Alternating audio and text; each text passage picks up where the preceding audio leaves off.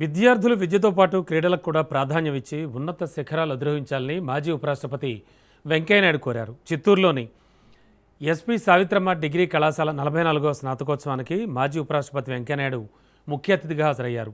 విద్యార్థులు చిన్నతనం నుంచే మంచి అలవాట్లను అలవర్చుకుని తల్లిదండ్రులకు సహాయ సహకారాలు అందించాలన్నారు. అలాగే విద్యతో పాటు క్రీడలు, ఆరోగ్యం, ఆహారం పట్ల ప్రాధాన్యత ఇవ్వాలంటూ సూచించారు.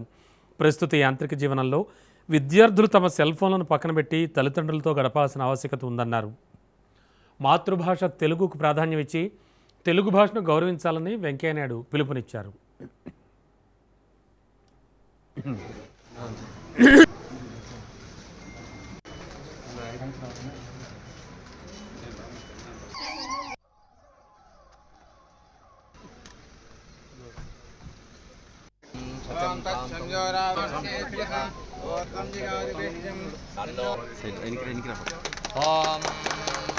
संयोराविमहे गातं यज्ञाय गातं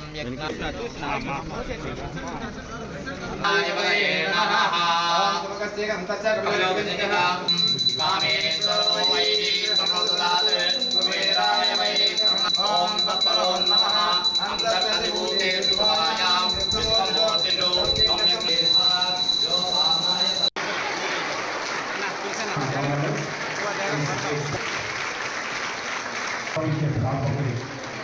$30 lakhs from the government. మొట్టమొదటిగా ఈ కార్యక్రమంలో భాగంగా నేను వస్తుంటే పెద్దలు వింటూ ఉన్నాను. కొంతమంది గుడ్ మార్నింగ్ అని, అలాగే ఇతర.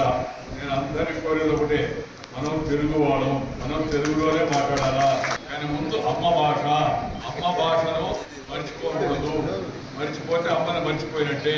కన్న తల్లిని, జన్మభూమిని, మాతృభాషను, మాతృదేశాన్ని చెప్పిన గురువును మర్చిపోయిన వాడు మానవుడే కాదు అనే విషయాన్ని దాంతో కూడా మనందరం భారతీయులు.